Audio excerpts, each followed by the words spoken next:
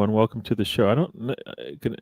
I I'm stuttering here because um I started my show. Okay. All right. So we are good. All right. So I'm trying to check out. Okay, it is showing. All right. All right. All right. Okay. Sorry about that hesitation there. I was checking out to make sure that we were live on YouTube, and we weren't. So we'll start this thing over again. Hello, hello, everyone. Welcome to the show. This is the trip. We got everybody in the house here today with me. We've got Tony. How you doing? I could be doing a lot better. Uh, I've been a lot better, but hopefully this lung infection goes away soon. yep, yep. Go in for a colonoscopy and endoscope, and I end up with a terrible lung infection. Oh, yeah. But other than that, I'm here. Cool. I'm at the point I don't want to watch sports right now, but There you go. Well, you got a couple of days. Got 2 days until we have to watch sports again. So there you go. And you got Spencer. Spencer, how are you doing? I'm alive. I'm above ground. That's all I can ask for, right? There you go. so, Mm, so, so as they say, we're living. yeah. I mean, We're living. All right. could be better, but could be worse too. So, Yeah, yeah. All right. Look, we're going to say hi to the people that just joined us, and then we will as we go along, like usual. We've got Strasburg, Steve in the house. Welcome to the show, Steve. Did a show with him I guess, a week or so ago. So thanks for joining. Got Alonzo in the house. Welcome to the show. He says hello to everyone. All right, cool. So let's get started here. And I guess first things first. Um, yeah, Arsenal had a pretty poor week in the cups, domestic cups this week. Not only did they not proceed in the EFL, but they sit 2 goals back, traveling to Newcastle for the FA Cup. So big challenge there. I don't know. Sounds like a big challenge there. But also, I guess one thing we want to talk about before we get to the football is the fans, or I don't even know what they're called, fans. We can call them fans anymore. But fans going after Kai Havertz and his family. I think that's just in poor taste. I think that's not what it is to be a fan. I don't think that is right. I don't think that's something uh, that you can do and then want to cheer for these players. How do you do that? I don't know. I just some people don't get it. They don't get it. They don't look in the mirror. So if you're out there doing that, you should check yourself. It's not good. It's not a good way to be. yeah, Uh, I don't understand it at all. Why people do that? I guess you could say they do it for the attention or whatever, but unfortunately, there's no repercussions for it. They don't spend any time doing digital forensics to find out who it is. But when Arsenal lose, you can't say that you're the slaughter Kai's unborn child. But that doesn't make sense. It's just, that stuff's that have been weeded out by now from the internet, but it still happens. So we've had kind of a platform that we've had for nearly 20 years now. So it's time for yeah, these companies to kind of clamp down yeah. and stop this. No, I hear you, Spencer. Anything you want to say? I mean, because yeah, I was thinking about this because, I normally don't really watch AFTV. I probably more like I used to, but I think people slightly probably want to blame some of these social media football channels for, like why that people react the way they do. But it's not. I mean, you can look at any walk of life, go through any comment section, political, pick it, and people are slinging mud at each other. I mean, most of us here are closer to 40. I'm 38, whatever. But we grew up in an era where if you said something to somebody, you knew there was consequences for it. You were either going to see them on the playground later, at the bus stop, whatever it was. You were going to have a conversation about it. And I think we grew up in a time and age where people hide behind a keyboard. They, they're not willing to take I guess they don't think there's any consequences by what they say. I mean, can you just imagine, like, hey, I'm hoping your child dies? Like, this football stuff, sport, whatever it is not that important compared to stuff like that. I mean, we got people across the world. There's war going on in certain places. People can't afford to buy food. I mean, and we're going to sit here and go to someone's wife who had no impact on the game. Like, she didn't play. And you're going to say, I hope your child dies? I mean, what are you, dude? I mean, I do believe in, like, rehabilitation. I'm a 100% believe in that. But, man, you've really got to check yourself before you do stuff like that. And I just – it makes this not fun. It makes me embarrassed. Because I don't think there really are Arsenal fans doing it. Whatever it is, man, like the culture of attacking people, for failure in sports. Because I hear some people really glorify ultra culture. Right, the guys that fight before games and all this stuff, and they're hard fans and all that stuff. And is that really cool to go fight with people before a football match? Like, that's what we're doing. So I don't know, man. Hopefully it's like I said, it's a minority that's doing it more than a majority. And things aren't going well right now, not even remotely. But there's never going to be a circumstance where you're just going to go sling someone at someone's family. I mean, if you want to hurl abuse at Kai Havertz within, reason, nothing about life, limb, or his liberty. If you want to say, hey, man, you play like dog shit today. Okay. Well, I mean, he would probably admit that. But once you start going after families, man, like there just has to be a line, and we have to sit there and reevaluate. And this football isn't bigger than life. There's people that are going to get nasty diagnosis from their medical doctor this week. They could care less if Arsenal lost in the FA Cup third round. They just could. So just keep everything in perspective. I know people that are in our chatting doing that. So of course, even having to address this sucks, but this is just kind of one of those moments where it's like, come on, man, let's step back and reevaluate where we are with this stuff. So yeah. I just had a couple people and express their thoughts as well. Big Scunner just joined us. Welcome to the show, Big Scunner. That's why I'll never blame Xhaka for what he did and stand by it. Yeah, when Xhaka did what he did, because of course at that time that he did it, none of us knew why he acted that way. And I don't know if everybody in that stadium was the ones doing it, but I do know that I'll complain about his poor play. And more likely it was because of Arteta's positioning of him on the pitch, which kind of pissed me off more than anything. But he happened to be the poster child of it, which kind of sucks in that case. But I, as I'll say, I will go after their performances more than anything. Some of it's on them, some of it's on the coaching staff putting them in that situation as well. But I don't know. I've never seen. I don't believe I've seen his wife or unborn child, so I'm not talking to them. So we are fans, just looking at the football, complaining about the football, and that's it. That's where it should stop. It's all about the players, and that's it. That's where we should stop and let them be. Even if they want to go out there and push, put pictures of themselves out there, they should be able to do that, like everybody else, and not have to worry about it being an issue. But there are people that will do that. Yeah. I don't know what an ultra is, but if an ultra allows you to go out there and do those types of things, I think I don't like it. Sounds like it's supposed to be a small group of people who are, the true fans, but that's not what I like. And as you said, there are channels and stuff like that will go after the players a little bit too hard, right? I don't feel like we do that here. I don't feel like I do that, but I will critique their performances, even on a good day. I'll critique it, but that's as far as I like to go. I got Chris Nix joining us. Welcome to the show, Chris Nix.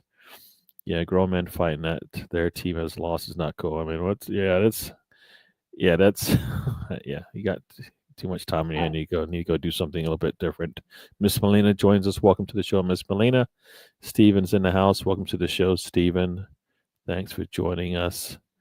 Yeah, no, I think this is crazy, Big Gunner. But yeah, I see your point.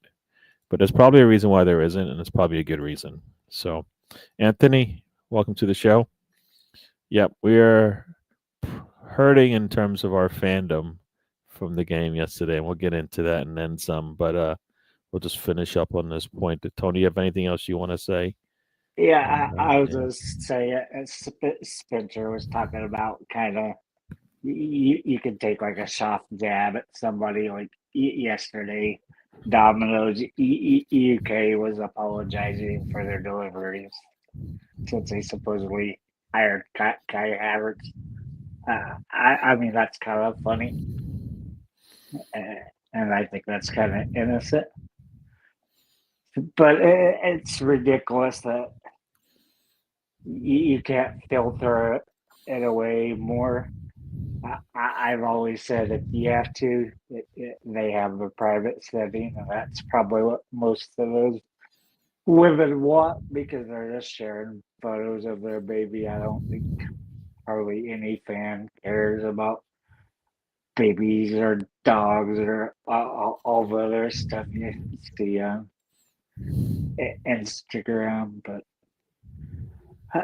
I just wish there was accountability for it.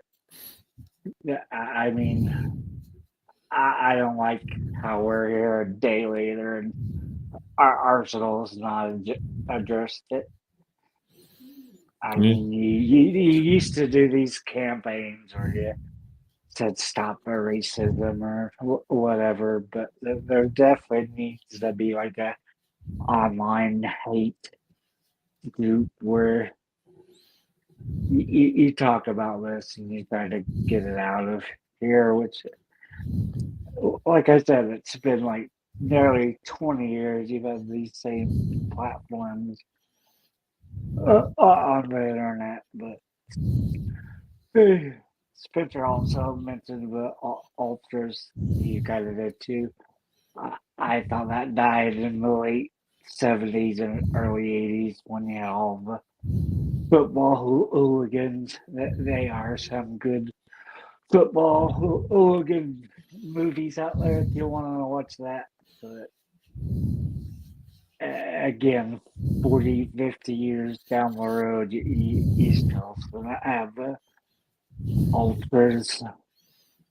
Or like just a couple of years ago where you had a Liverpool bus attacked by the opposing fans. It's just like, it's sports. It's supposed to be fun. Yeah, you put emotion and stuff into it. It sucks when you lose, but there's nothing you can do about it. That's why me and Gary have been here for a long time, critiquing everything. It's like we're not trying to be downers or anything. We're just trying to say what we see, what we think would work. And I mean, to me, that's, I'm not going to attack anybody for having a bad game. I might say they had a bad game, but it's just, it needs to go bye-bye. Yep. It does. It does. You should just be able to talk about the football, and that's really about it. Yeah, I don't need to know anything more. I don't need to. So yeah. So as BX Gunner says here, looks like another year of underachieving, failure, and shortcomings for the Arsenal. Yeah, and this is where we get into the actual football, which has not been good. Hey Gary, can I do? Yeah. Can I do? I want one more comment on this. Yep. The people that are doing these kind of activities, and again, this is the discourse I see, Twitter, everything. Like, if your happiness is based on whether Arsenal win on a Saturday or a Friday or Sunday, you need help, man. You really do. And I'm not sitting there saying that you can't love this football club and be 100% invested on it, but there's a whole lot more in life than this football club. And the actions that some of these people are doing are not becoming of the moral fiber of this football club, what they stand for, what you say you represent when you put that shirt on. None of that stuff represents it. And that's all I'm going to say about it. But just think before you do shit. I mean, it's once some things are on, once it happens, it's done. You can't put the toothpaste back in the tube. It's done. And, that person's going to have to live with the fact that they told Kai Havertz misses that. And that's sad. But anyway, go ahead, Gary. Let's get into the more.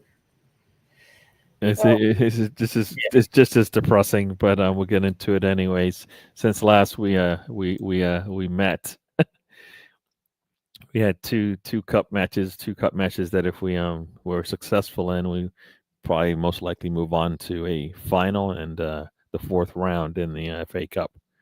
At this point, right now, we're hanging by a thread to get into a final, and the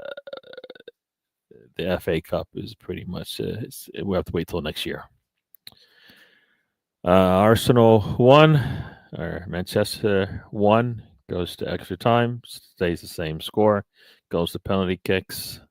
The second penalty kick we miss, and that's basically all that United needed, and they went on to win 3-5 in the penalty kicks. Not only that, but they were down 30 for 30 minutes at least with a man down.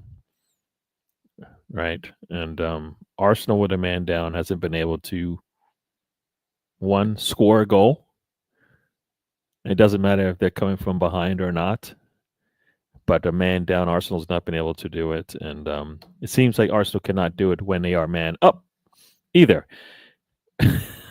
So, actually, I think, did we score? We actually did score after the red card, didn't we? I should take that back. They got the red card, and then we got the goal. But we need to get 2 goals. So my bad once again. But I think as my thoughts on the game, it's the same issues we've had all season, pretty much. Not even all season, I think, for the last couple of seasons, at least for 3 seasons, I've believed this is to be true, that when we need to make a shot, make a goal, we just don't have it in us somehow. That trait is lacking in most cases. We've seen it we should see it more, because usually we have enough time to be able to get that extra goal. But we are not clinical, and I think for me, and I've talked about this many times, I think it's not even a talent thing anymore, because we've seen these players make similar shots. It just happens to be when there's a little bit more pressure on there, the mentality just isn't the same. And I watched the replay of the game today. I don't know why I did that, but I did it anyways, because I wanted to see kind of what I might have missed. I did miss a couple of things. I think I was complaining about Timber with the header during the watch along, when in reality it was Gabriel. So I know that was a mistake that I don't even think I changed it during the game, but that was one thing I remember. The other is just that, we are poor in front of goal, and I don't think that's a talent thing anymore. I think that's more a mental thing, and I think that's an approach thing that the coaches should be trying to instill in their players. It's not even that you get one chance a game. We had many a chance in this game to put a shot on target, much less tap it in for a goal, right? More than enough. I think we spend too much time on defense than we do on our offense, the way it looks, because on defense we are solid. Outside of many of the mistakes that we make on defense, no team typically breaks us down and kills us, So I feel like that is that is a team that is well drilled in their defensive responsibilities. On the attacking side, I think there's got to be a little bit more freedom there, because it's not just keep the ball away. It's actually, you're going to have to do something technical to get this ball past a goalkeeper, get this ball from out of my feet, and put it in a spot in the goal. All those types of things come into play there, and I feel like some of that's mental because I think these players have it in them. And when they're in front of goal, I think mentally they're not like, I need to score this goal and that's all that matters. I think a lot of times they are, I don't know, thinking about the next pass, thinking about the next touch as opposed to no, score now. So for me, it's a mental thing. I don't know if you guys are, when you guys were younger and playing soccer or football, the one thing you want to do is score, and sometimes you do anything you can to score. If that means you knock over one of your friends, so be it. You got to get that ball in the goal, and that's what you did. And I don't think we have that same mentality, and it hurts us in these games. This hurts us a lot. I mean, we had one goal in 49 shots. I don't think that's a talent thing at that point because you get a chance to make up for a mistake, right? So you miss one, right? We've seen it all the time. Big time player Harlan misses one. Does he get a couple more chances and finish him off? A lot of times he does. You get another chance. The trick is you don't know when it's coming, and I think our guys just don't know when it's coming and aren't prepared for it when it does. So then it just looks the same as the first one. I mean, I saw Kai Havertz's two chances from pretty much 3 feet outside the goal.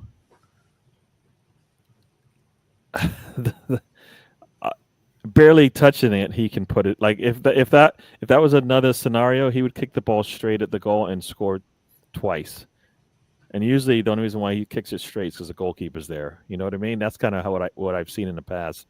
In this game, if he had just been able to just touch the ball, just barely, he would have scored twice. We don't take the opportunities that we get. So, yeah, I think I've rambled on enough. But, yeah, I think it's all a mental thing. We'll get into it, and we can talk about each one of the players. But, yeah, that's kind of my synopsis of the game. Tony, I'll let you go and have your say about the game, and we'll go to Spence afterwards. Yeah, with the added extra time, 60 minutes with a man advantage. I mean, you should have enough drive to go out there and get that goal because they're down a man. I know sometimes with teams play up when they're down a man, but 60 minutes of it, you should threaten. We had 27 shots on goal. I don't think any of them were threatening. It's just, to me, I still, what I see is you go to free kicks.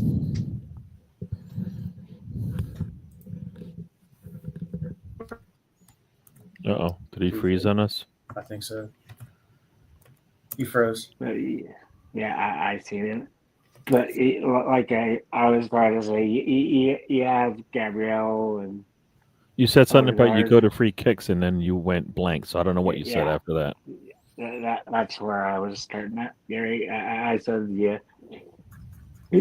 on your free kicks, you give these players creativity, and I think that's what works. Because I was gonna say, you have Gabrielle and Odegaard and other players, Saka when he was healthy, but there's creativity there, and on the other side, it just seems like Arteta's just like military precision of what he wants to happen, and no alternatives for it. It's kind of like this hell or high water thing. That I mean, at some point, you've got to adapt, go to a different formation, try different players. There's just no excuse.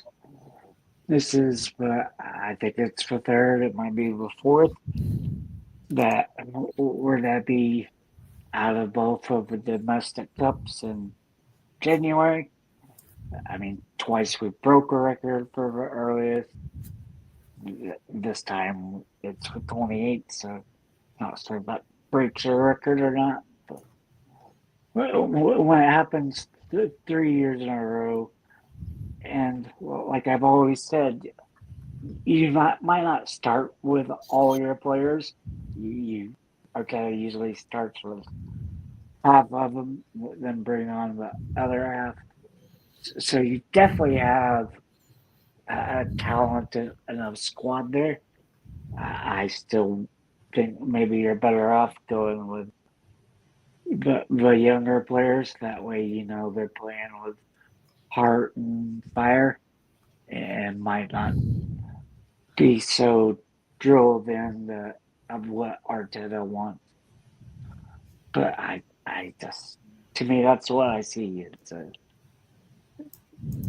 like, this is what you're going to do in this case. You're going to do this. And I think it's something that's been there all 5 years, is this lack of creativity.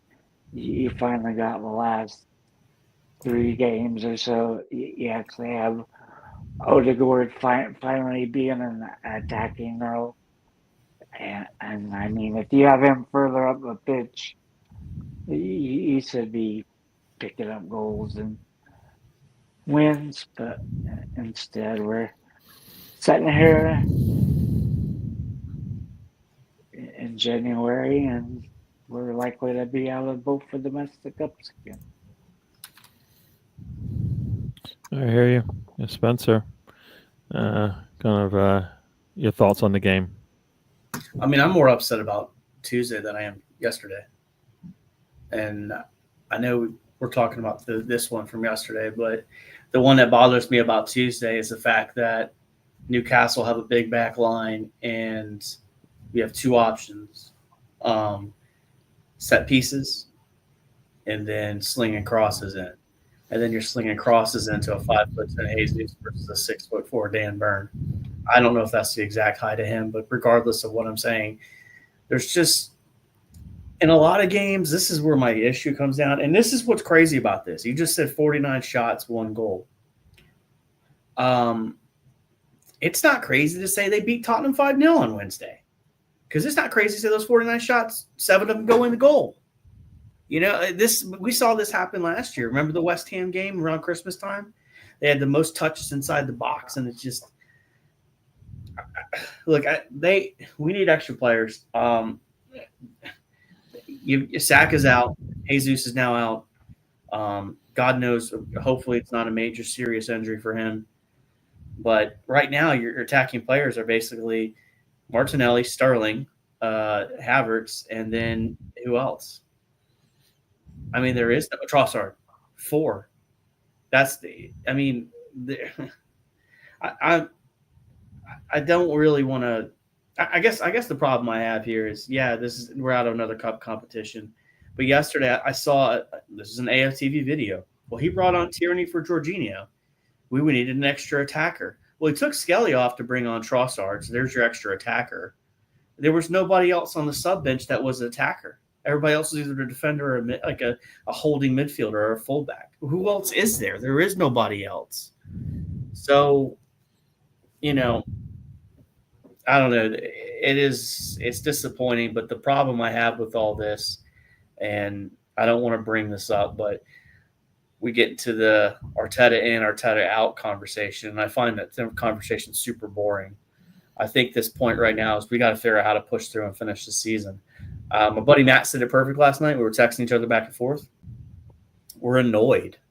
I'm not angry about yesterday. I'm annoyed. I'm annoyed that you have 49 shots and only 1 go in. Well, look at the Newcastle game on Tuesday. Martinelli hits the post. Just the stupidest crap happened. And I don't know what they got to do. They got to regain that confidence, Gary. You said it spot on. The talent issue, it's not a talent. It's now a depth issue more than anything else, more than the talent issue. They're just not putting the chances away. Yeah. And unfortunately, what's going to happen is we're going to lose a couple more games or draw some games, and all of a sudden it's going to click. And they're going to go on 4-0, 3-1, 2. You know what I mean? Keep boom, boom, boom, boom, but it's too late at that point. I'm sure we'll get further into it, but I mean, you're looking at it. I mean, they just peppered them. But what does concern me a lot of times tactically is we do see Odegaard playing as a deep lying playmaker, where he's just further back because he's more box to box, but he's just too far back to create anything. And I think that's, if you're going to throw your fullback into the midfield, push Odegaard further up. I mean, but I hear what you're saying. But then in the game yesterday, I know we played an extra 30 minutes, but Odegaard did have 10. He did create 10 chances yesterday. Oh yeah, that was more than that was double more. That was more than a lot of teams did yesterday. Right. No. So like when he's playing like that and creating, yes.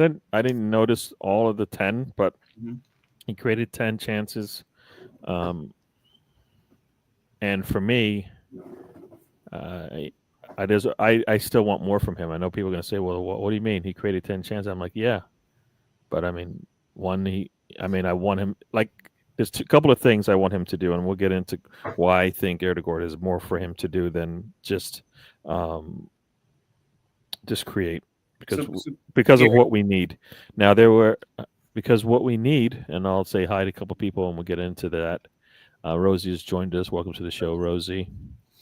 I know Stephen did talk about I guess what I call clear chances for Havertz. I think the 2 chances he had, regardless of whether there was a handball or not, he's got to be able to put them on target, and he didn't.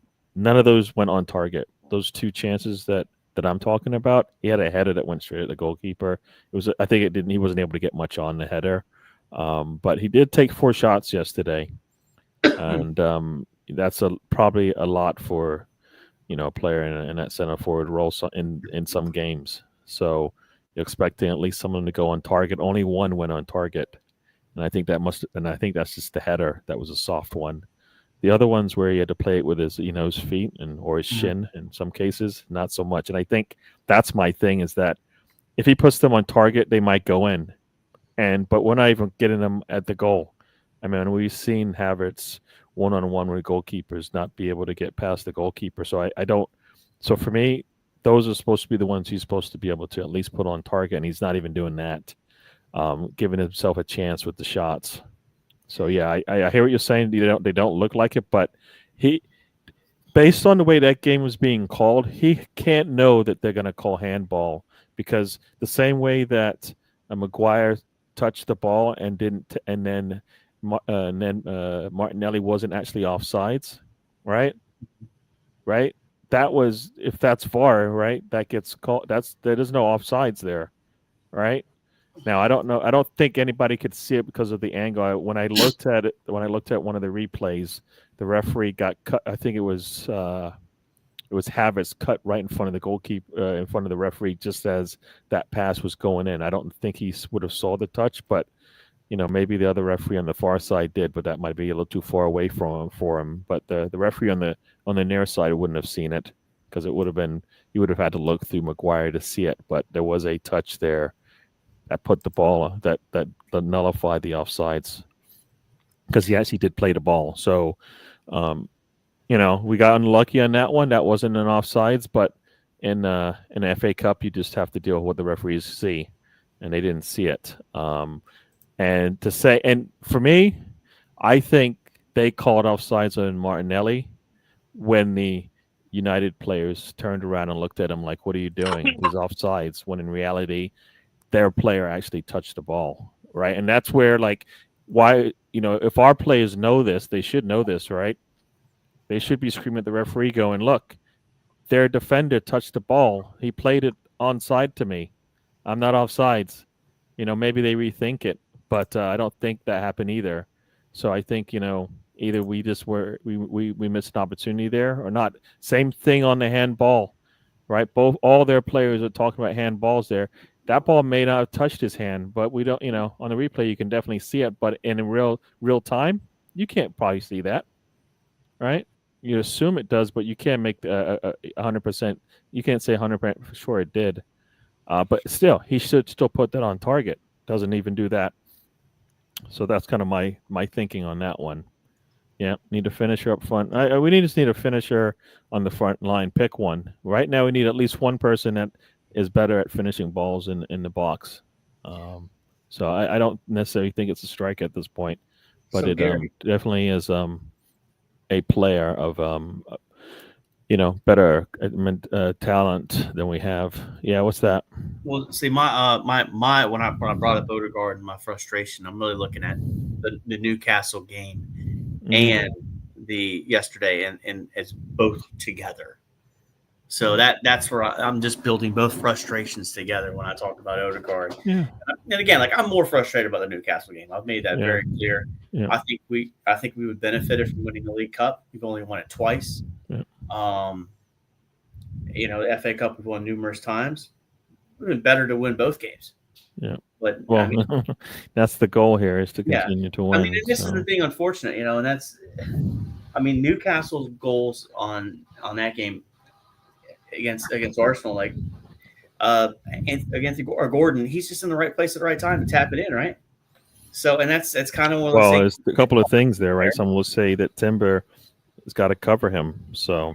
But regardless of that, because the same way that you're going to say Dunk is always there when a cross comes in, I'm going to tell you Timber needs to be there on the far post when a ball's coming in. So they defensively, they played the ball better. They played defensively better than we did in certain situations.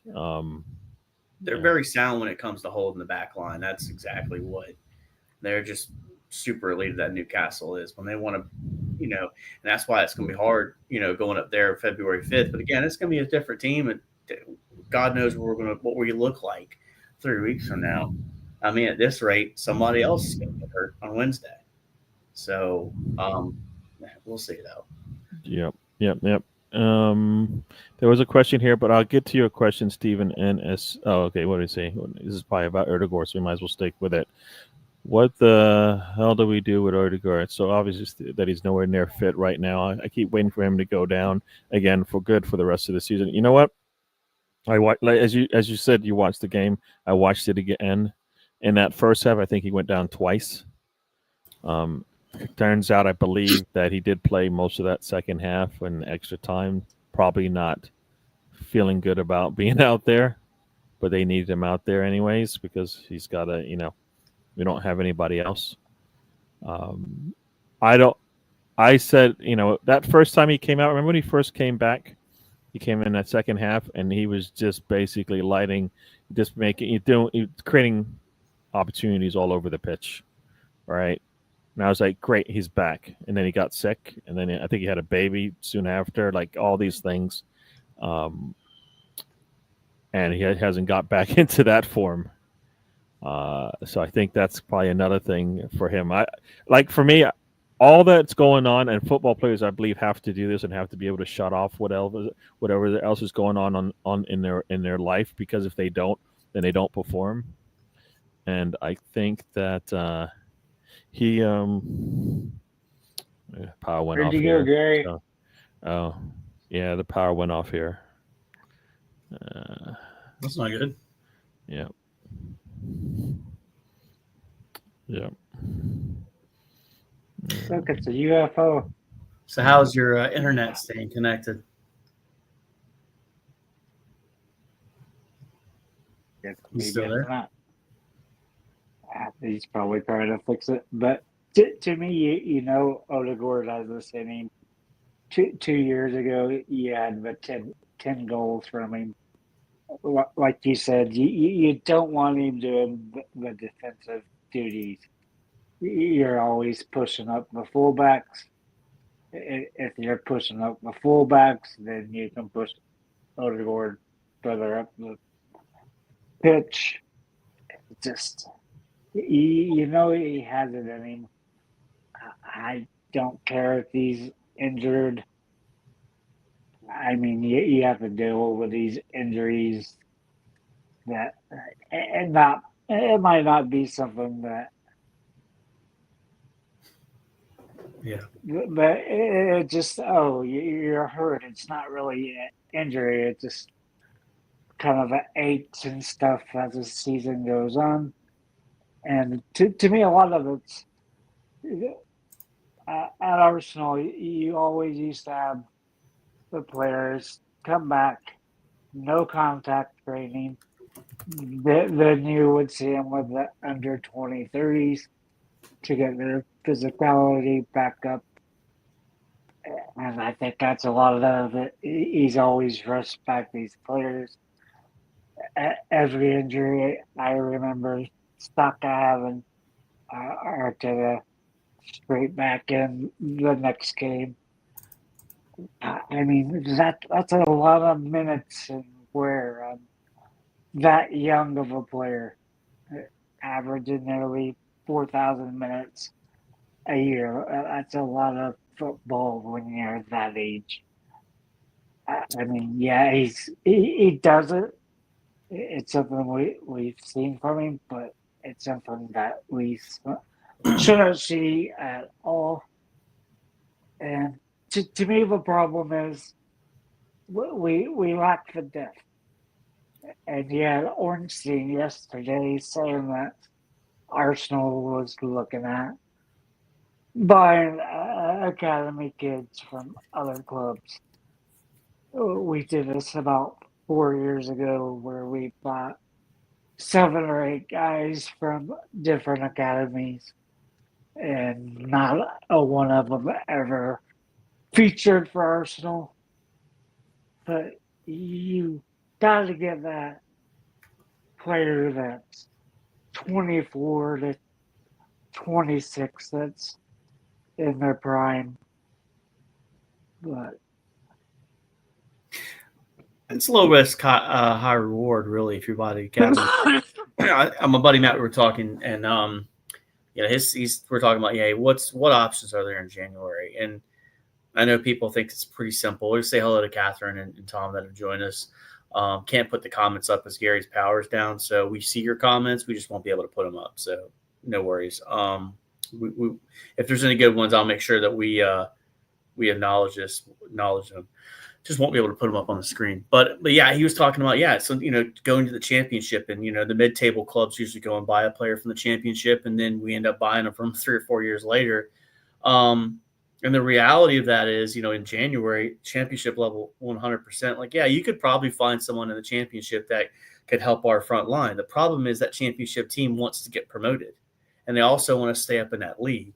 And if you got a team that just recently got relegated, they're desperate. I mean, they're desperate to get themselves back in there because they run out of those parachute payments. Where I think you can make way is you can look at a 10th place team in the Premier League that's probably safe from relegation, that's probably not going to make it into Europe, and you could probably take one of their attacking options.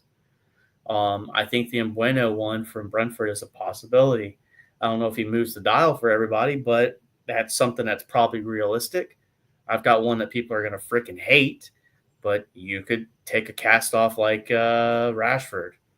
I mean, it sucks. He's not the greatest option in the world, but I mean, you got to make it to the summer. And if you've got your goal to buy someone as like Yorkis or, Osimhen or stuff, I mean, you could try to do it now, but the player also has to want the move. You can play the release clause, but the player's going to want to have to move too. So I know there's clips going on about City they're buying this player from Eintracht Frankfurt, and there's another club that's made a move for a striker, but you're not an oil club. You're just not. They're an oil club, and they've got tons of money. So, and I think Tom has said this before, and I think he's 100% right about this. Arsenal's equivalent is Liverpool. That's what we should be kind of upset that Liverpool's winning the league, because that's someone we compete with. Whereas with City, you can't compete with their money. It's just kind of the facts. But Catherine says going Rashford is he doesn't seem like he wants to perform better. Rashford not being put on the pitch much this season is hard. And yeah, like I said, I'm not advocating for Rashford. I'm just thinking of like what's realistic. Because in a perfect world, I mean, we could do this like EAFC, Tony. We could just run up and release clause up on 4 or 5 players, but that's just not the real world. You were about to say something there, Tony. Go ahead. I can't remember exactly what I was saying. Do I kind of disagreed what you were saying there? But it just to me, you're just still not getting enough out of the squad you need more depth. You've ran these players into the ground, and that's why they keep picking up injuries, and they're not at their peak because of that. And like I said, you still have this military precision on offense and defense. You just have this force field around the goal. You're not going to give up many, but you generally need to score twice for the one time their teams that kick the ball past the defense, players that run onto it and score. But it's just frustrating that you keep seeing the same things. Arteta has to see this, so he has to start making changes. It's 5 years in. You go look at Liverpool for first time coaching in the Premier League, and they're top of the table. They destroyed their opponents this weekend, and I like what Wenger used to do. It would be basically the other 23 guys and squad players that needed some minutes, and I think that's the way it should be. It gives you familiarity with other players, less burnout. But I mean, that's what I don't like about it. It's like every cup game, you end up using your full Premier League squad. And if you're doing that, you should be picking up wins, not beating records for the earliest cup exits. Yeah. And I thought this would happen this year because we've been lucky going this way, not having the injuries.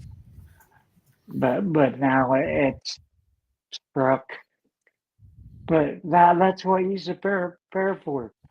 You had Stan a year and a half ago, 2 years ago at this point. It's like, what do you do when Odegaard goes out?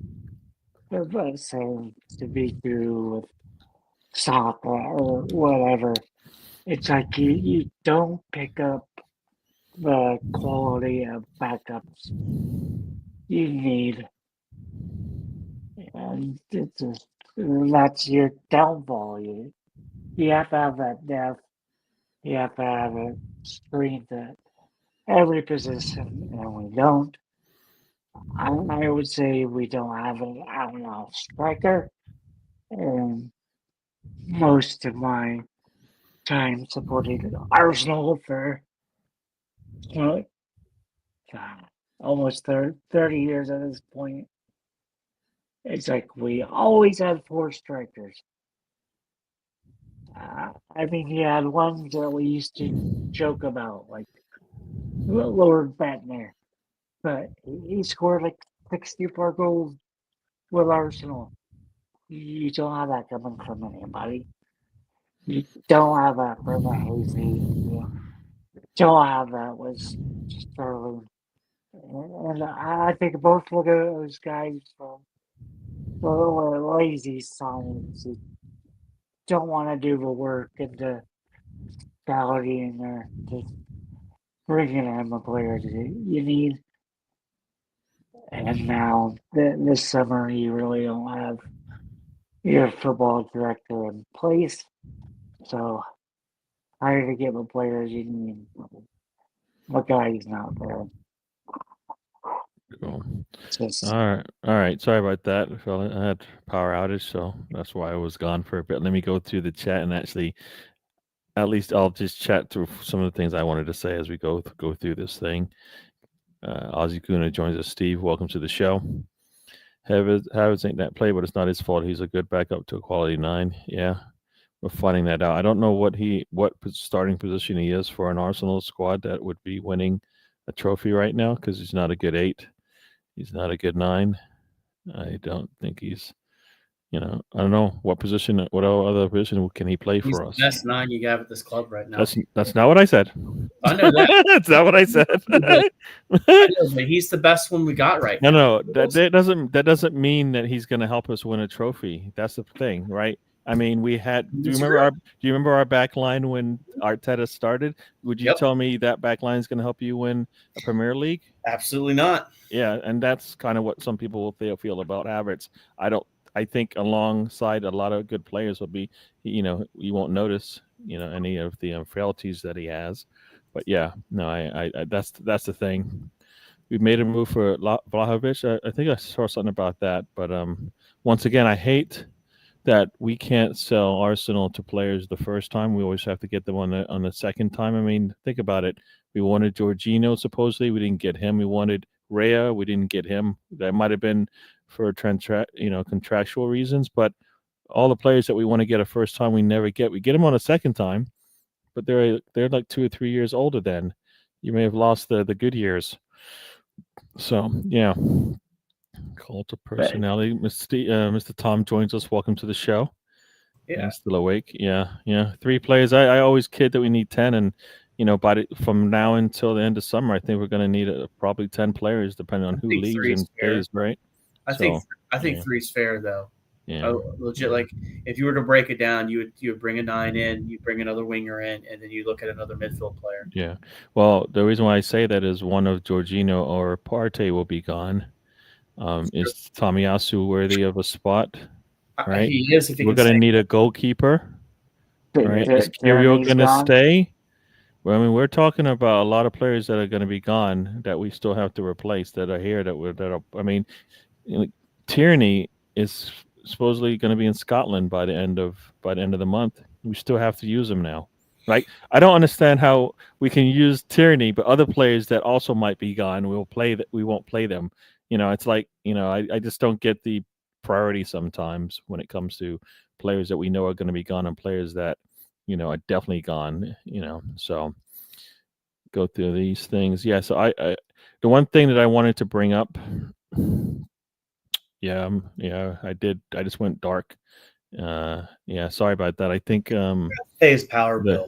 No, what it was is I have like a heater behind me, and my wife was using the dryer, and I don't think you can do both at the same time.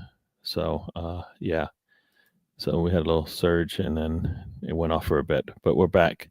For those who are watching NFL, I think Vikings and Rams are playing now, and I think depending on who wins, they either go to the Eagles or they go to who won? Who's the other team? I forget now. Nah, so if the Vikings win, they'll go. I can't remember because So who's the 2 teams that won their divisions that are like the Eagles won, and then who won? Who's 2 seed? So they're going to host the 3 seed, which will probably. Well, no, they would host. I'll figure it out in a second, Gary. Yeah. Catherine, thanks for joining us on the show.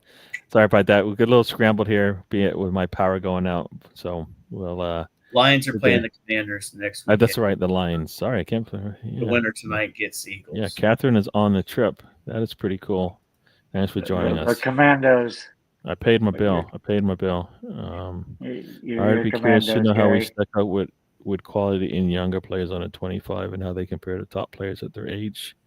I've seen lots of comparisons that show our plays. Well, just think about it. Saka is one of those players under 25. So we pretty much got one of the top players in the world at under 25 on our squad. We don't have anybody else at that level, but we definitely got one of the top. So I think in that case, we're doing good. But I think the other players under in where he looks promising. Skelly looks promising, playing out of position, which is another problem we have. Well, there's your midfielder potentially next year. Yeah, so that might be the midfielder. We'll see. That might be a left back until we find one. Calafiori can't get off the training table. I mean, we've got issues with this. We're bringing in players that are injured or that have an injury history, and not getting better when they get I don't here. know if all of them have an injury history coming in, but they come here and they get injured. Well, Calafiori had a dramatic leg injury before he got here. They said he might not even walk. We brought him in anyways, and he hasn't been able to stay away from the training table. So That time, I think has knee tendonitis or something. Tomiyasu injured, right? Zinchenko injured. Yeah. I mean, we got injuries all over. I tell you what, that bothers me about yeah. Zinchenko too. Like, Yeah. you must really be injured because you're a guy that's pretty much close to frozen out. Yeah. I mean, think about it from a position. If I was Zinchenko and I could potentially go, I'm playing because I want to win my spot back. Yeah. So, well, I don't. Yeah, I think. It may not even be his call too. The training staff saying no, you're not going. Like he didn't have a choice. True. So, but look at Thomas Partey. He can stay healthy. All of a sudden now, he's always readily available. Well, and I think we pushing that one a little bit too much. Just because he's healthy doesn't mean he can play right back. Yeah, you can't do. Yeah. So one thing I wanted to bring up, Colin Young, thanks for joining us. Thanks for joining us on the show. But yeah, I appreciate that. It's been a while, I think, since you've been on. But thank you for joining us. How do we get Honestly, I would take a loss in a hard-fought PL team versus struggling in 100 minutes against a third, fourth-tier team like. I don't know. I mean, where we stand and where we sit right now, we should be winning. It doesn't matter who we're playing, right?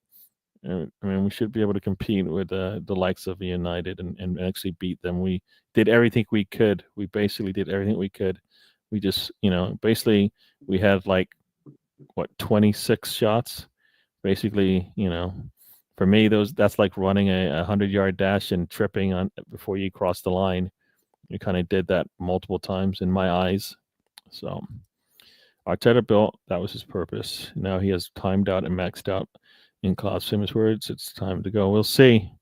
We'll see. I think we need to see how the rest of this season goes and then have that discussion. I don't know what you're uploading. Yeah, it's something between her and Tom. Okay. Okay.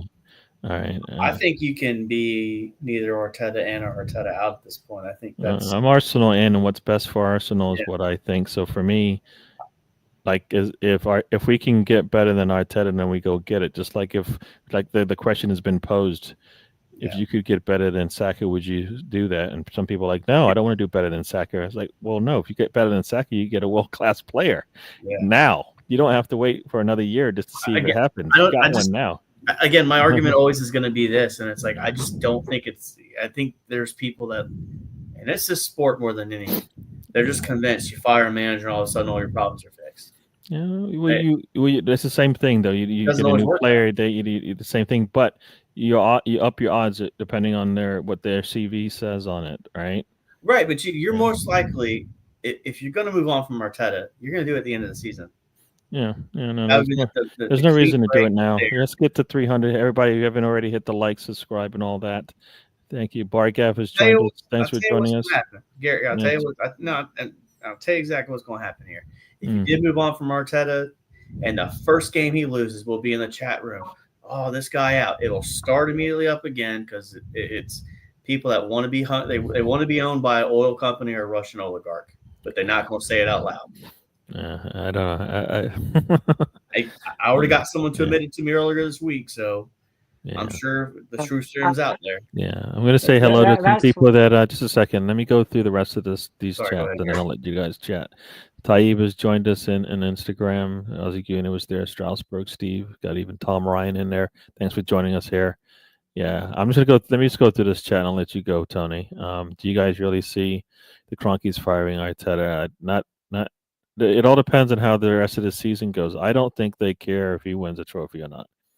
Well, they do care where he sits when the table is finalized. I do think they care about that, and I think they care about that more than anything. So, if he struggles and we dip to 5, I think that might be a call for concern. And the same reason why Wenger left. When did he leave? He left us when we were outside the Champions League spots, right? So that could have been a reason for that. It could have just been the progressive turn in form for the team in general. But, I think staying in the top 4 keeps you in your job.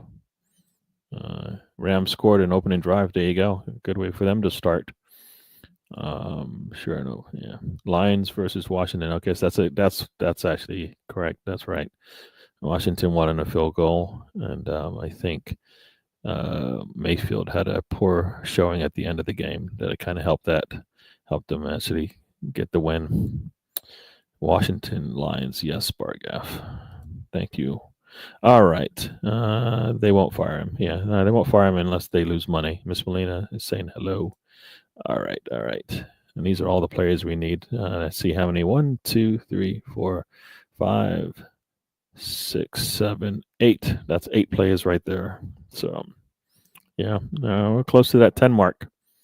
We'll see you tomorrow, Rosie. Thanks for joining. All right, Tony, go ahead. Hit it. What you got to say? I was this is what I disagreed on Spencer early about. You take the net worth of both Kroenkes, they have the same worth that Man City have. So They we don't got have the a little same bit. worth as Man City does. That no, they don't. You're Eh, talking 10 million, 10 billion as opposed to tens of billions. I don't think it's the same. It's not So even. they're it's both not the same level. So let's they're both around about get your numbers 20. right, buddy. They're both around 22 billion. I think I believe they have more. I believe they have City has more than just. I think they have more. City is owned by a Yeah. nation state that can have Yeah. political influence. Stan Kroenke is just a real estate developer Yeah, who happens to be married into the Walmart family. yeah. I mean, They're not poor. The Kroenkes aren't poor, but they're not like. yeah. And anyways, they chose not to do that. So for me, it's not even. That's not. That's maybe one point. Maybe we can get a little help with some cash here and there when they have stepped up and done that when they needed to. But for me, I think a lot of it is the type of work we've been doing. Have we been recruiting well? Have we been actually, the player management? Have we actually been, um, coaching them up right? I mean, there's a lot of things that go outside of just going out and getting the best talented players. Right. I think that for me, that's been more the case than anything because I think we've taken risks when we didn't need to on players. Right. And we brought in a goalkeeper who can't play for us. That was a wasted loan. Sterling comes in as soon as he's like, people are like, he should let him go. He actually comes out and plays well. And now we're probably going to keep him, right? So that's one loan we're probably going to keep. If we don't let Neto go, that minimizes the options we have to bring in players that we can't afford to buy. Right. I tell you, I'm going to get catch hell for this comment, but I think we gave up on Fabio too quickly. Fabio Vieira. I think we moved on too quickly. And that's the ruthlessness that Arteta has with his attacking players that he doesn't have with his defensive players. We saw Nuno Tavares play multiple times before it was a done deal. Fabio Vieira has never got a chance to do any of that. Like he's never had a chance to get pulled after getting subbed. You know what I mean? Like that's like that's what we see from the defensive side. Kyrgios gets to come in and start it and come into our match in Anfield. I go back to that every time. He won't even do that with any of his attackers, right? We saw that this year. We saw Nweri come in North London Derby, right? Late. But we barely ever see that. Even like we barely saw that from any of the players we had last year. Coming in like that. No, we didn't really see that. I think he was forced to do it, and that's the problem. Like he has no trust. For me, still, he has no trust and confidence in his attackers. Even the ones he brings in Sterling. We need a goal. He'd go defensive for some reason. You can't win a game going defensive when you need a goal. This makes no sense. Nope. That decision doesn't make any sense, right? Against Newcastle, we need goals, right? We're down 2-0 or whatever. What does he do? He brings in defenders. He takes off an attacker. What? It seems like he's been just willing to get the draws this season. He hasn't seemed to want to go out and get the 3 points. It's like what's worse, if you get 0 points or 1 point? It doesn't matter that much in the end. It's 1 point.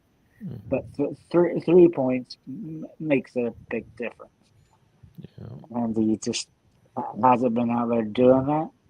That's why we're not at the top of the table like we've been in the last couple of years.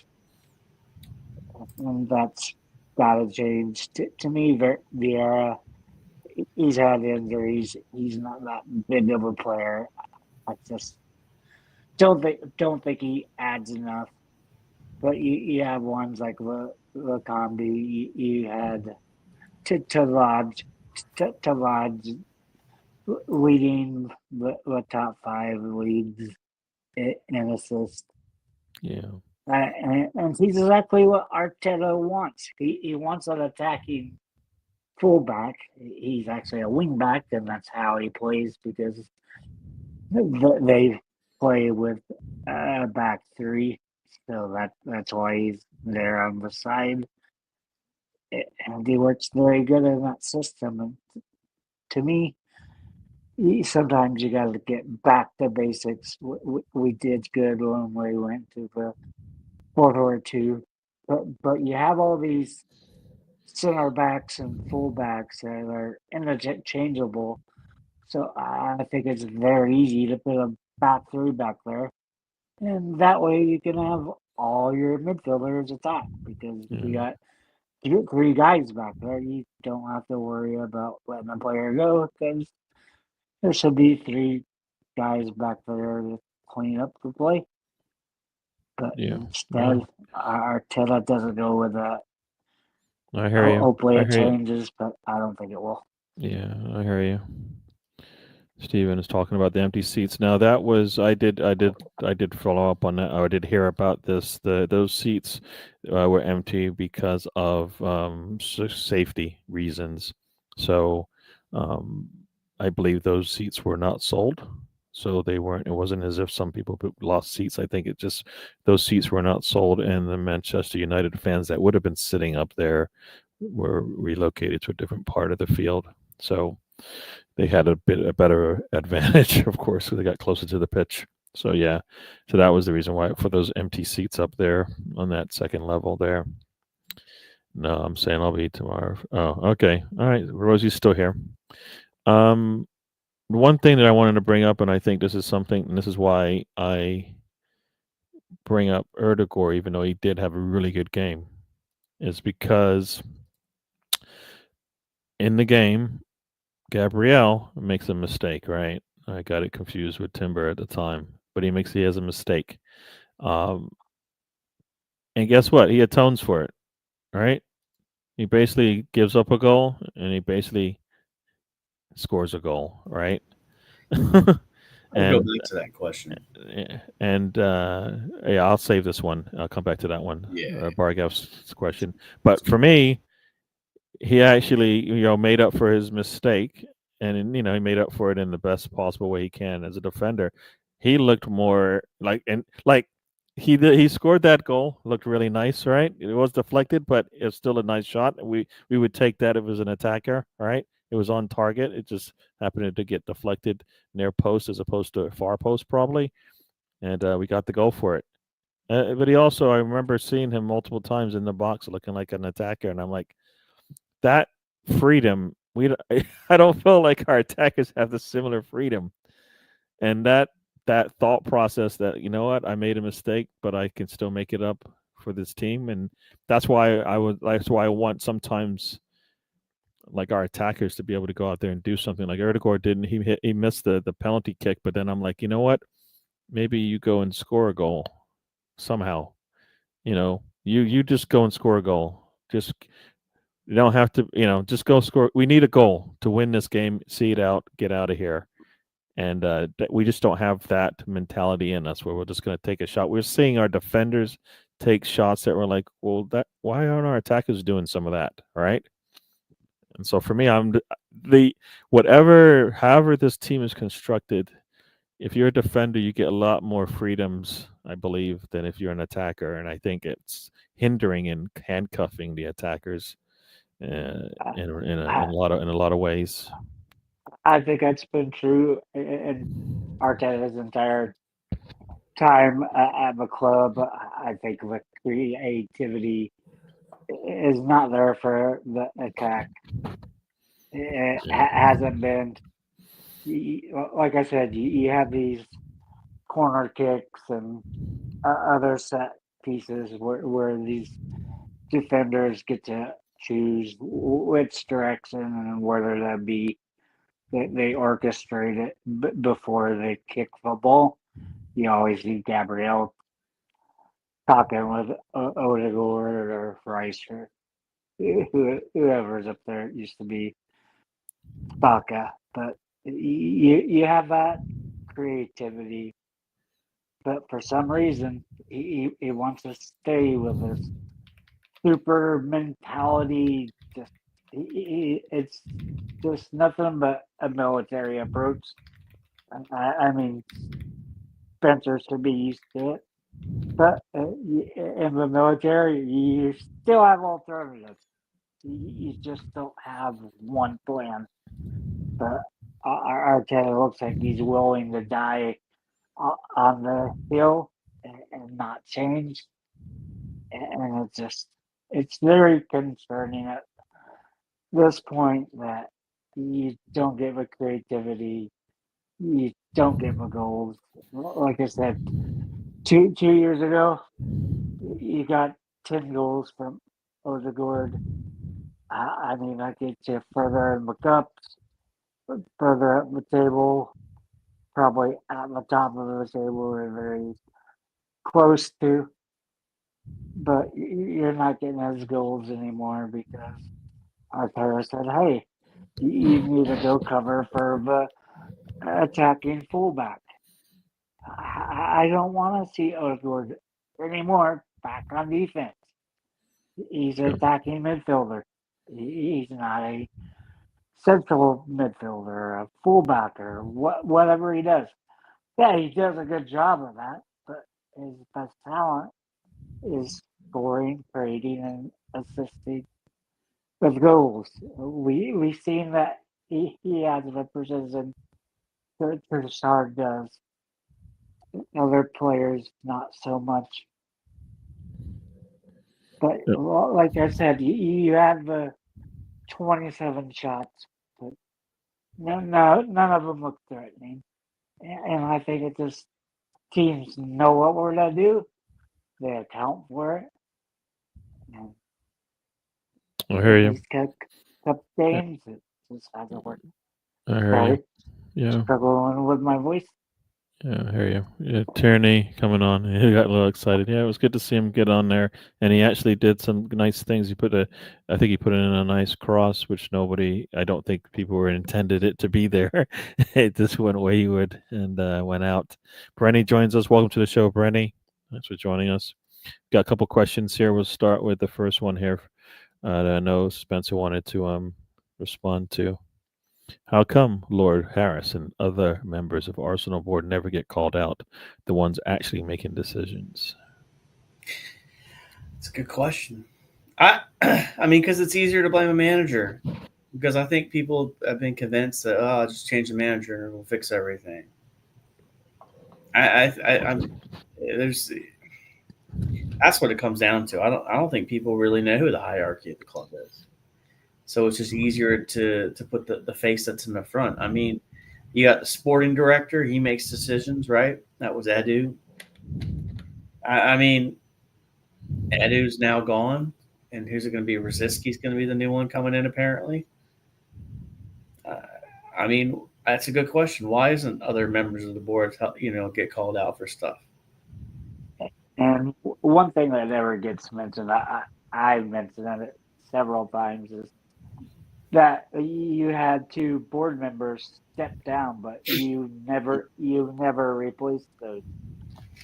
And you've like Dick Garlick, a lot of these guys are lawyers and such. They're not actual football minds. They're business guys, yeah. Well, I mean, that's where the sport has gone. So to say it's different than everywhere else is probably, that they all have football people in all spots is probably not true either. I mean, he did bring his son, and his son might be actually on the board, right? That's an additional person, so they might have taken out two, but they brought in, and maybe Josh is also on that board. So I think, yeah. My argument is the grass isn't always greener. You can move on from someone, and it's not always guaranteed to just immediately improve either. Yeah, but you don't stay pat because you know this. You know, yeah, this. You can't. No, you can't.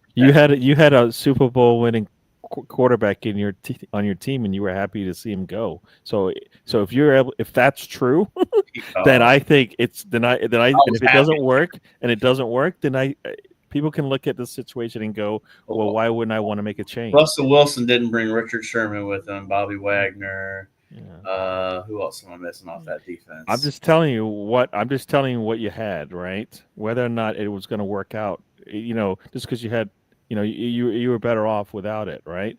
So if we might be better off with somebody different than Arteta, and that's kind of that's why I'm Arsenal in. Whatever is good for Arsenal. Yeah, if they think Arteta is the right place, I'm going to say this: if they think Arteta is the right person, well, they better back him. He needs backing today. He don't need backing in the summer. That's true. That's 100%. So if you're not going to back him today, then why are you holding on to him? I mean, there is a world, and people are going to hate to say this, and I even hate to say it out loud, but there is a world where they're just like, we're finishing second this year. It is what it is. Well, and that right there is not. You know why? When I say it all the time, you shoot for the stars, you hit the moon. But if you shoot for the moon, you might just crash in the ocean. Right? You just don't. So if you're fighting for second, you probably finish fifth. You know what I mean? Because you're settling and you're sabotaging yourself and all that. So as much as we really want to argue about Arteta and stuff here, he needs to be backed in the January window. Yeah. That is 100%. One or two players should be coming in. Definitely one good player should be coming in. If they can get two, so be it. But I mean, I don't think they're pushing for that. I know there's going to be one player, I believe, essentially coming in based on what I've heard on the grapevine, my little internal. Not internal, but my people that I know. But so you got a scoop here. You don't have to name sources. I don't know the player, but I believe definitely one player should be coming in. But it's going to be towards the end of the window, which is disappointing because that means it's probably no time to get a second player. But I believe we should be trying to get two players in. Ironically, I had a dream about a bomb eating back last night. So. Yeah. It just happened in my dream. Yeah. So here's a question here: at what point do players get frustrated at being played out of position in a losing effort? Yeah, if that was the case, then Saka wouldn't be here. Yeah, because Saka basically went through the worst case of that. Left back. So for me, I don't think it's it's not that bad at Arsenal in a losing effort. We are losing games. We've lost 4 times. Is it 4 times or just 3 times? No, 4 times now because we've lost. Now we've lost. we've lost twice in the league, once in the Champions League, and once in the EFL Cup. So yeah, I think it's 4 times. We've lost 4 times this season. So not necessarily losing, but we're not necessarily winning when we've drawn a lot of games. So okay, I said that 1 point, it just, to me, it doesn't matter much because the 3 points, it gives you a lot of leadway for mistakes. But if you're okay playing for draws, you're probably not going to win what you want to. And we have this problem the second time we finished. We're not playing for draws. We're trying to hold on to a 1-goal lead. A little different. Yeah, maybe. That's not like playing for draws is one thing. No, we are just trying to hold on for dear life to a 1-goal lead as opposed to maybe closing out the game. But, like you see it every time. How many times have we been scored on? Do you see how how the change in demeanor and the change in the aggressiveness and the change in the offense changes instantly? Why? That same intensity is what's required when it's 0-0, when you're up 1. There's nothing that should change because in both scenarios, you're trying to one, score, and two, not get scored on, right? When you're down one, the one thing you try not to do is make sure it doesn't get to two, right? But you're also making sure that you put a lot of pressure on them, you get that goal. And that's exactly what we do a lot of times. So for me, it's a mentality thing. That mentality switched on as soon as they scored a goal, right? Yes, but they got a red card, but still, we still put pressure on, right? And it's supposedly playing against 10 is a little bit tougher than playing, against 11 players, right? So for me, I think it's a mentality thing. The same thought process that goes in when you get scored on and you'd have to turn it on late in a game. Do it for 90 minutes. We'll see. You'll see how things change. So Gary, who's the player? Who's the player that we bring in? Yeah. I don't know who's the player. I don't have any names. I just know a player. Spencer's determined. This don't sound like reliable information here, Gary. That's the best I can do. And I don't have any names. I don't. Again, I think that's very unfair. I mean, I understand it. I know as much as you. I know that a player. I heard we're going to get two. I said I would like to, is what I said. I heard we're going to get two. No, you didn't hear from me that we're going to get two. I said I want to. Listen, Gary, I sat downstairs yesterday, and I was like, he's going to miss this field goal. He's going to miss this field goal. And what did he do? He doinked it. The second time I've done that this year, the first time was when Kansas City blocked the field goal earlier in the season. I can speak things into existence. Yeah. Not good things, though. So yeah. Well, hopefully, maybe it's time for anything else. Ashley Cole mentioned that Arsenal do that. He was a striker, moved to left back. I mean, yeah, but just remember, what was Henry before he became what Henry was? He was not playing in that position when he switched positions as well. So I think Saka switched positions as well, right? Ben White switched positions as well, right? So it does work sometimes. Doesn't work every time, but it does work sometimes. I've still always wondered if one of these days Saka matures enough that they move him into the striking role, because he's a player that can play anywhere. He's been very clinical. We need more of that. But I think he just move him centrally is what I say. Don't necessarily need to move him up top, but if you just move him more centrally, so then I think you can open up both sides of the pitch with him, because I know, like if you put if for example you had both Martin and Saka sitting in those 2-8 spots, tell me why we would have a problem with our attack. If Rice is sitting behind them, right? Why would we have a problem? We shouldn't, right? We push everybody up a little bit more. And you've seen that it works, Gary. Odegaard was hurt, so Arteta finally made the change he needed to. Played 4-4-2. That stopped our losing and drawing. And we started gathering up points and stuff. So at the end of it, Odegaard's injury wasn't being that big of a deal. Yeah, but the only reason why we do that is because of it. We only do that because of an injury. And why not do it when, guess what? Back four isn't working, And we seen that with the FA Cup when we won it. He went with a back three. Because he didn't have anything. I mean, these are all like he's forced to do it. He's not. I don't think he's doing things sometimes because he wants to. I think he's doing it because he has to. He didn't really have a good defense when he first came in. He had to find a way to secure and make sure. I think that either tainted him, and he just didn't want to go back to that again, where I don't have a defense I like, and so he's just gone crazy and said, "I'm going to get defensive every time I can," and that's what he's done. But yeah, no, I think it's hurting the team, because we need to be balanced on offense and on defense. An actual manager with experience for starters would be a starting point. It's probably more attackers that we need, but I think it's a more a mentality thing. So whatever that is. Who is this Lynch? I don't know who Lynch is. It's a perfect example of needing a player with an ego, a killer on the team. Oh, yeah. Okay. See, the thing we're misunderstanding ego by doing what you're supposed to do. Like Arteta could have a Michael Jordan out there because Michael Jordan will still do what he's supposed to do, regardless. There's an ego there, but Jordan's going to show up and perform.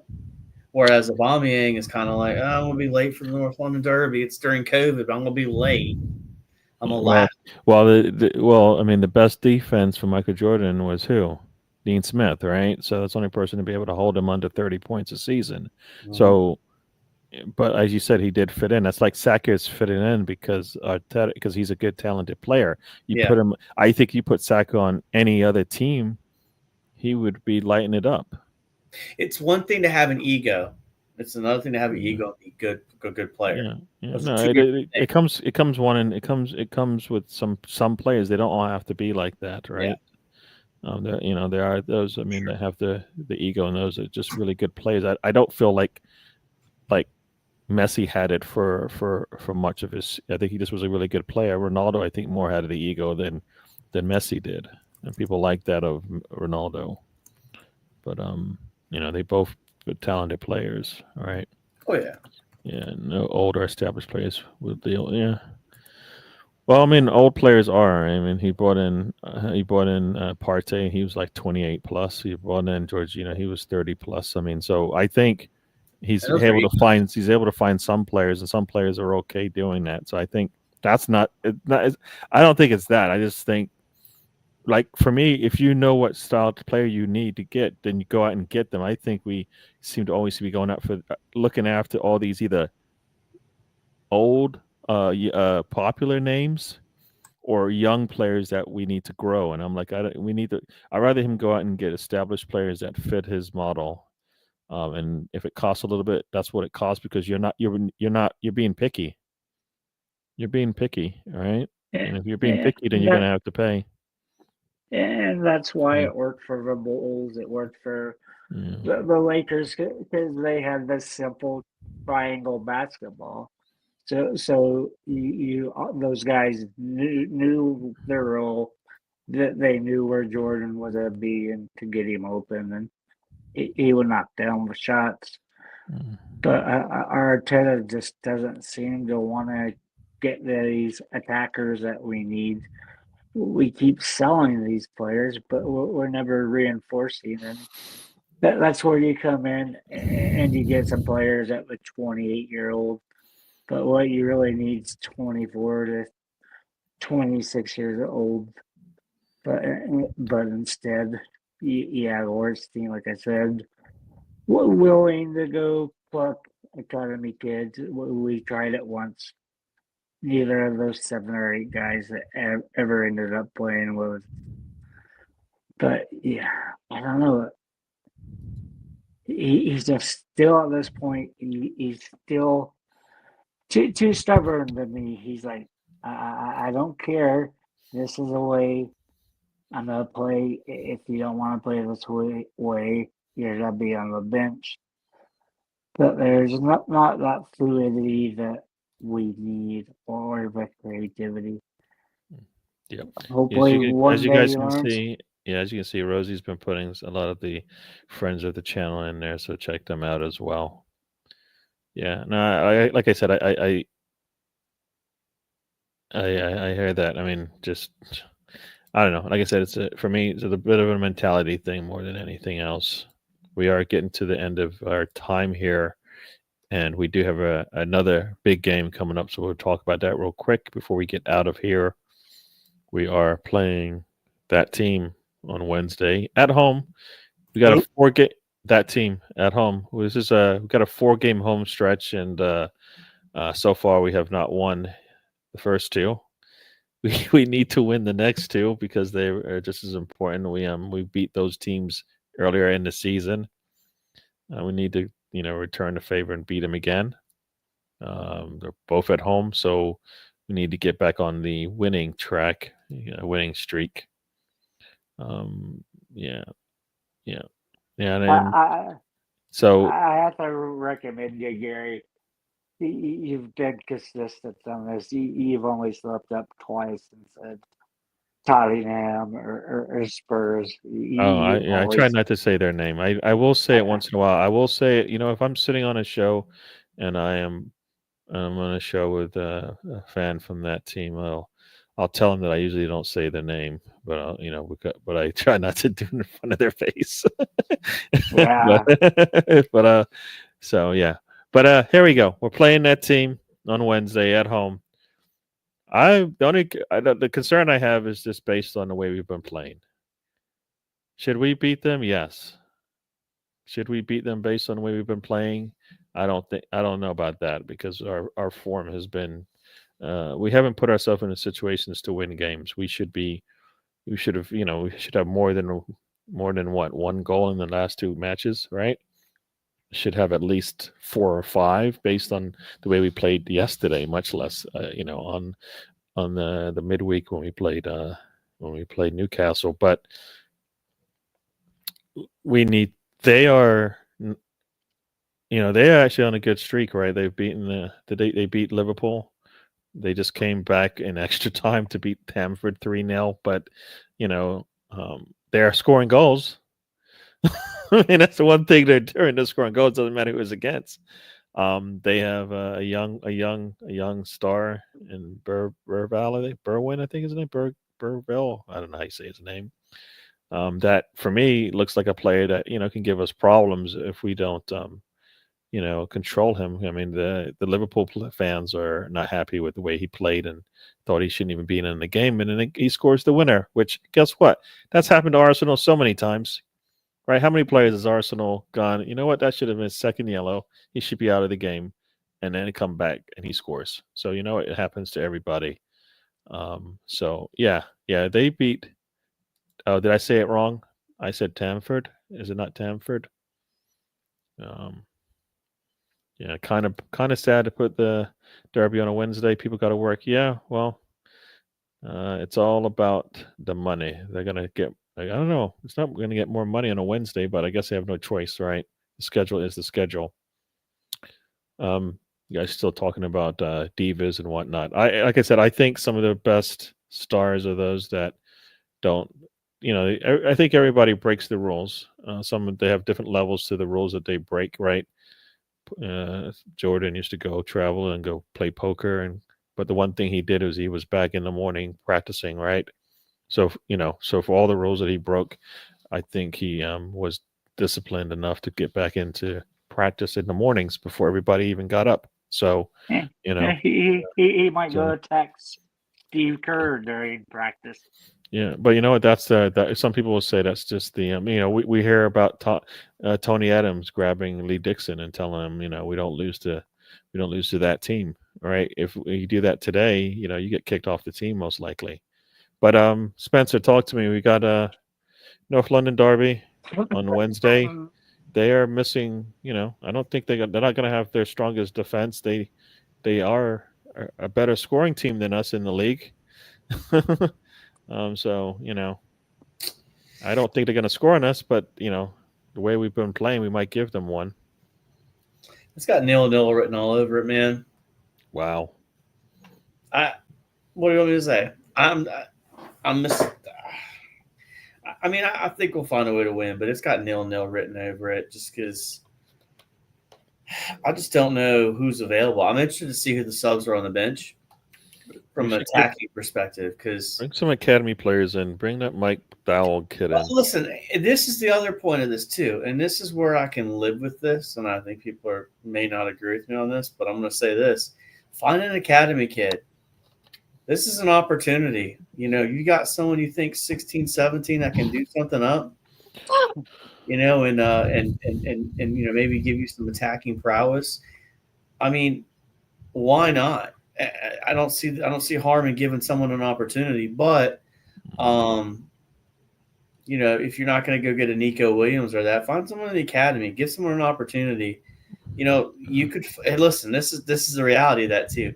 You could find your future winger in your academy right now, and it could end up giving you the opportunity to go spend more money on a 9, by having to split it between a winger and a 9. Very true.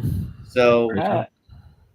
I mean, I don't know if you look a 15-year-old, but listen, if we could play some kids and we find somebody, I can live with some bad results, man. Like if Miles Lewis Skelly's out there making mistakes, I can live with that. Vice telling me, No, but you know what? His mistakes turn into goals. But if you have attackers making mistakes, that doesn't necessarily mean that we're going to give away goals. So that's a true. that's Well, a you and I difference. both know this. 'Cause we've coached. You used to put like sometimes you put one of your weaker kids up front just because depending on what formation, because you could hide him up front too. Sure. But So, as you know, if you put your strongest players on the back line, the ball will be on the back line. that's It will true. be defending. So you have to be careful about that. Tony, is he outside? What is he doing? I'm outside trying to get my dogs back in. Oh, okay. All right. Dogs went for a walkie. Yeah, Mr. Thomas says he sees Arsenal blowing Spurs out of the water. I said Spurs. Ugh, yuck. Spit. But yeah, no, you know what? That's You the thing. screwed up, Gary. Yeah, I'm not Didn't perfect, and drop the ball. I'm all right with that. But you know, the game can go multiple ways. You know, based on form and based on the trending, and that's what I look at a lot of times going into the last two games. Something needs to change. If we put 26 shots up in this game, more than likely we're going to score. All right. But you know the trick is we've been having these ups and downs where we're doing like 13 and we're doing 20, then we're doing like 13 again, and we don't get enough shots on target. If we get like 3 or 4 shots on target, more likely we're not going to score. I mean, we got 7 on target and we only scored once. And I'll tell you this: of the 26 shots that we took, we probably had another 5 to 10 that we didn't even take. And I know Erdegaard didn't take a couple when he should have. I know Martinelli had an opportunity to take one, and I don't know what I think he just passed it. I know Sterling, what looked like a shot was, I think it was a shot, but it turned out to be a pass. It just went straight through the goalie, the penalty box. Nobody, and I don't know who that was to, but I think we sometimes don't even take the shot when we need to, and that's the one thing that we need to do, because we should be peppering the goal. I mean, the goalkeeper's supposedly had a problem with his hands. We never tested it. Matt Dowell. Yeah, I think that's his. Yeah, I think it has an E in it. I believe. Dowell. Yeah, I think so. Yeah, 15 years old. I think. Yeah, they might be too young, but I'm just like, you know, if maybe you have to bring him on because you just, your most talented players are your most talented players. You can't do much about that. You just play them. Tony, talk to me about North London Derby. It's kind of we can't drop any more points. To me, I'm like Spencer. It looks like one of those 0-0 games where nobody looks good. You can't drop points, but now you want a 0-0 game. Make up your mind. Which one is it? I don't want a 0-0 game, but I agree with Spencer thinking it could. Oh, don't agree with him. You don't know one. what he's talking about. Sorry, Gary, to disappoint you there. That's what happens when I build you up and say how military you are, and not saying Spurs. Yeah. And then you drop the ball like 20 minutes later. Yeah, no. Disappointed on me, Gary. Yeah, if you didn't bring it up, I probably wouldn't have said it, but you brought it up, so there you go. It's actually on you. Yeah, that Butler, Wagey, he was in the United game, so he could have come on if we needed him to, like we needed to score goals, probably. So, that's the thing we do. We're going to see even more attackers this time around because Jesus is out, and Wary won't be back, I think, until November. So, yeah. The kid's apparently a striker too. Yep. Yeah, I saw that. He's a striker. I did click on it. Yeah. You know what I do at this point from Mortetta? I need signings. So I'm going to play somebody to show you I need signings. Yeah. No, for sure. Where's Strahan? Yeah. I will say this much for Arteta. And I know people really get mad at him online because how can you say you love these players? Can't lose the locker room, guys. You can't sit there and just say. Oh, he's not going to say. Yeah, I mean, he can't do that. But you know what? He can say that, But he can also tell us the truth. Well, the thing I didn't like this week, he made the comment about the way the different ball was in the Carabao Cup, and I was like, okay, dude, like, what are we doing here? Like, you know, I get it. You don't want to lose your guys, and that's the reality because the manager is It also. had nothing to do with the game, though. I get it, but he's also a man manager and he's a tactician on top of that too. So he has to man manage, and these kids are more sensitive these days. Yeah. But that was a horrible look sitting there saying, well, the ball feels different. I'm like, okay. I don't see Newcastle coming out and complaining, but No. the press conferences, and I mean, I listened to Sean Payton yesterday. I mean, if you're taking anything a coach says literal from a press conference, just don't. It's Yeah, not. but you know what? But as a fan, I want my coach to go out there and tell me the truth. They can't say the truth. No. They can, and we've seen it. And you know Mhm. what? You know what it is? You know why he won't do it? Because his players won't back him up. You've seen the top managers and coaches in the world today get out there and tell you stuff that you probably go, I probably shouldn't have said that. And you know what happens the next game? His players back him up because they trust him, right? They have confidence in him. There's a two-way street here. I talk about the confidence and trust that Arteta has in his players. The same is true the other way. If the players aren't confident and trusting of you, they will show you on the pitch. They will show you on the field, and you see it.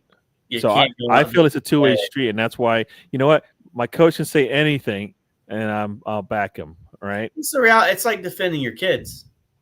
It's the equivalent of that. Yeah. You're always going to defend your kids. But you know what? But they have to know you. If they know you. But if they know, no. Yeah. If you don't think behind closed doors, Arteta's going to the front lines like, yo, what was that? I don't think he is. I think he is. I believe he's the same way. I believe he's the same way. I think that's the problem. I think he's the same. I think he's the same softy. I agree with Gary. I see he's the same softy in front of the media as he is with the players in the background.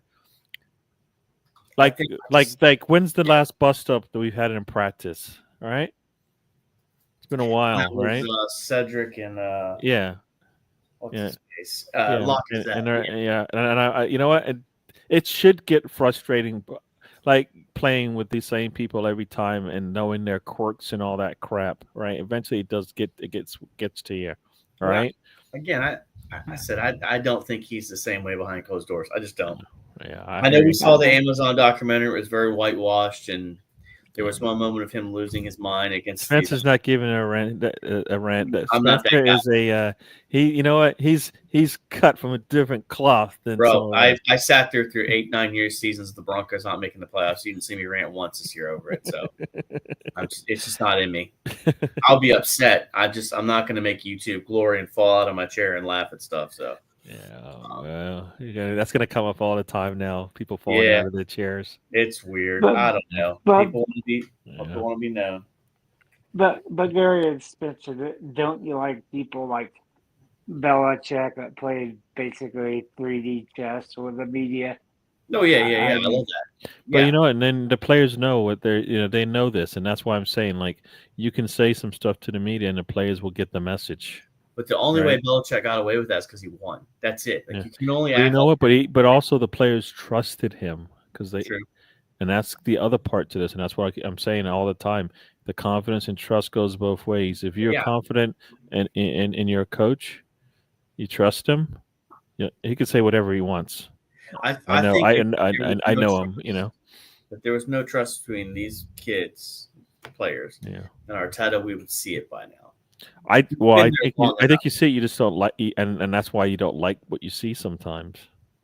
Like for me, like I just showed you the way that our defensive players play and the way our offensive players play. They should be playing the same way. Like it should be the same thing. They should be having that same freedom to go out there and to express themselves. They should have that same freedom to just take the shot. Like we've seen how many times a defender take a shot from outside the box, and we're like, what the world? I wish our attackers would do that.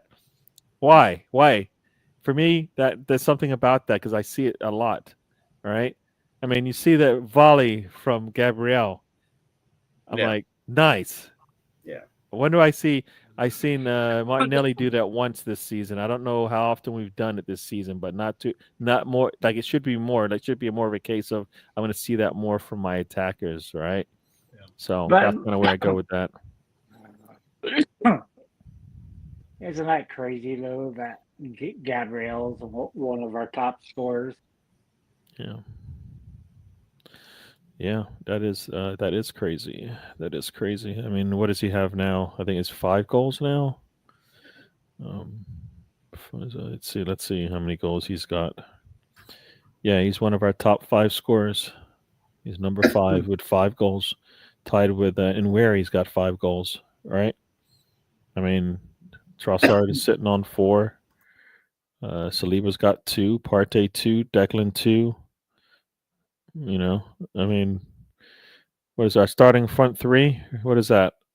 Kai Havertz, Saka, and Martinelli. Well, I guess they're sitting 3 out of the 4 spots, so I guess that's good. But none of them are double figures, and that's another problem we have. Is that if we look at like that team, they've got 4 players that have equal or they're like only Saka is beating them in goals in the league. You know, that's disappointing. And we're a more talented team than they are. But we are, people, getting to the end here. I'm gonna let everybody have their say, and we're gonna get out of here. So we will start with Tony. We'll let Tony go first here. So Tony, talk to the people. Yeah, I'm going last for one. But it's kind of so weird that this Man United team's probably the worst team they've had in 30 or 40 years. Then you have a Spurs team that's not much better off. But we've kind of handcuffed ourselves, put us in the coffin, lit it on fire, and did everything you could to try not to get out of it. It doesn't seem like we're going to escape it. But you gotta either put trust in young players. You gotta change what's going on because it's not working. We see it. We've talked about it time after time.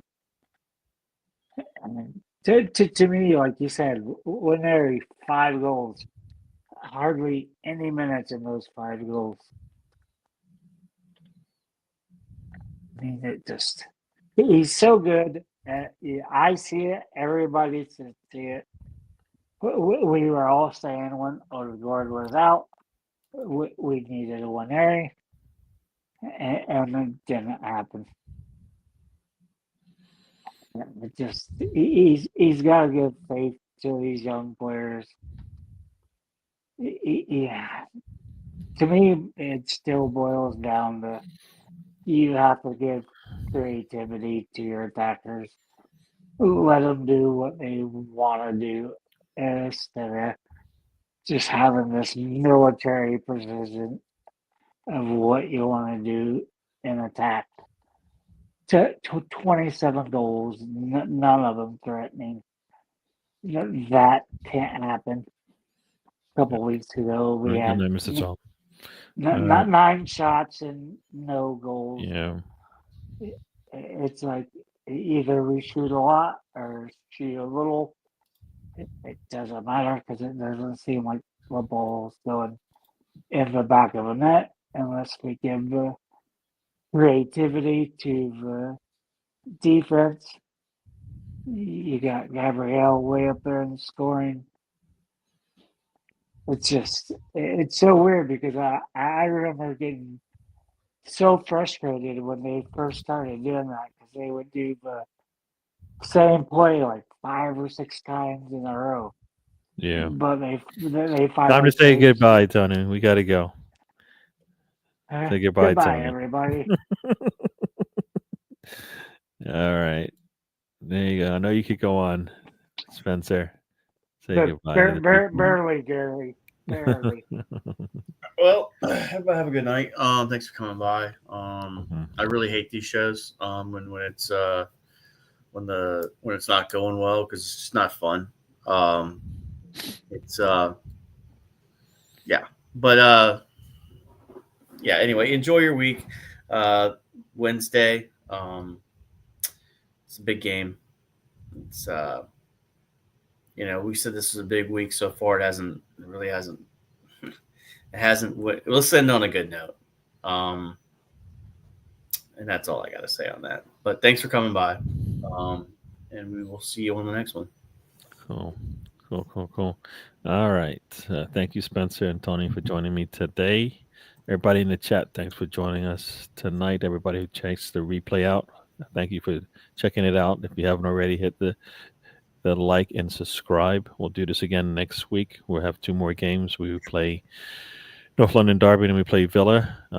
Based on we want to continue the winning streak against them. So hopefully we're sitting at 2 wins from here. I think somebody's put up an imaginary table of how things could go. We could be 2 weeks from now talking about us sitting, tied for first in the table if things go the way we want, right?